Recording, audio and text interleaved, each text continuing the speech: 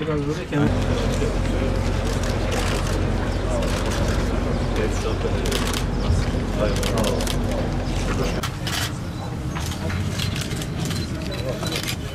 Bugün de burada Türkiye yüzyılında enerjinin de yüzyılına stratejisine uygun şekilde bizim için, Türkiye enerji sektörü için, Türkiye petrol sektörü için çok önemli olan bir ziyareti gerçekleştiriyoruz. Şırnak'tayız.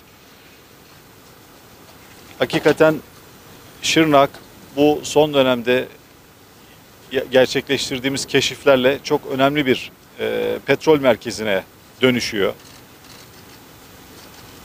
Aslında bir anlamda aslına rücu ediyor. Çünkü Şırnak öteden beri, ta 1970'lerden beri önemli bir petrol güzergahı. Malumunuz Irak-Türkiye boru hattının geçtiği güzergahlardan bir tanesi. Türkiye'ye giriş noktalarının olduğu yerlerden bir tanesi. Ve hem Türkiye'nin hem de aslında dünya petrol piyasaları için çok önemli bir merkezdi. Şimdi artık burada biz kendi petrolümüzü de bulduk ve üretimine başladık. Bir dönem terörle anılan, terörle hemen eş anlamlı hale gelen bölgelerde, Gabar'da, Kato'da, Besler, Dereler bölgelerinde artık petrolle anılmaya başlandı. Bu bölge artık huzurun, sükunetin ve petrolün bölgesi olmaya başladı. Elbette Türkiye Cumhuriyeti Devleti'nin kararlı, ısrarlı duruşu ve mücadelesiyle bu bölgeler terörden temizlendi. Bütün kurumlarımız, başta valilerimiz, mülki idare amirlerimiz, ilgili kuruluşlarımız, güvenlik güçlerimiz, jandarmamız, polisimiz, askerimiz hep birlikte bu bölgeleri gerçekten huzurlu, yaşanır hale getirdiler. Bizler de hemen akabinde buralarda özellikle petrol ve doğalgaz aramacılığında başladığımız çalışmaları devam ettirdik ve bunlardan netice almaya başladık. Malumunuz 2016 yılından sonra ilan ettiğimiz Milli Enerji ve Maden stratejisinde, politikasında en temel unsurlardan bir tanesi Türkiye'nin dışa bağımlılıkla, cari açıkla mücadele anlamında özellikle petrol ve doğalgaz aramacılığında kendi kaynaklarını, kendi petrolünü ve doğalgazını üretmesiydi. Bunun için hem denizlerimizde yoğun bir arama faaliyetine giriştik, hem oralarda kendi filolarımızla daha farklı bir iş yapış tarzıyla faaliyet gösterdik ve bunun neticelerini de aldık. Sakarya gaz sahasında Türkiye'nin en büyük keşfini gerçekleştirdik.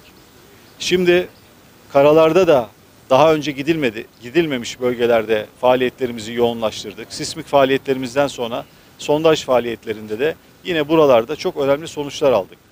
Bugün Cumhuriyetimizin 100. yılında, 2023 yılında Türkiye Petrolleri inşallah bu sene bitmeden 100. yılın içerisinde tarihin en büyük üretim rakamını, Türkiye'deki üretim rakamını geçmiş olacak ve bir rekor kıracak. Yani bu sene bir rekorlar yılı olacak inşallah. 2024 yılı da yine Türkiye Petrolleri açısından fevkalade önemli.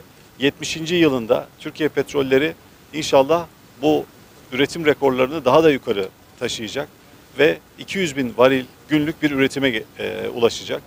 Bu Türkiye'nin ihtiyacının yaklaşık %20'sinin karşılanması anlamına geliyor. Elbette gidilecek daha çok yolumuz var, gidilecek daha çok coğrafya var. Buralarda da yoğun bir arama faaliyeti ve inşallah ondan sonra da keşiflerle beraber üretim faaliyetlerini gerçekleştireceğiz.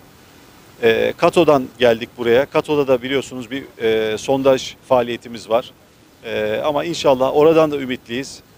Sabırla, büyük bir titizlikle bizim çalışmalarımız hakikaten çok ciddi teknik çalışma gerektiren konular. Dolayısıyla sabırla, ısrarla bu bölgelerde çalışmamıza devam edeceğiz. Ve önümüzdeki belki birkaç hafta içerisinde o çalışmaların neticesini de inşallah olumlu şekilde milletimizle paylaşmak isteriz.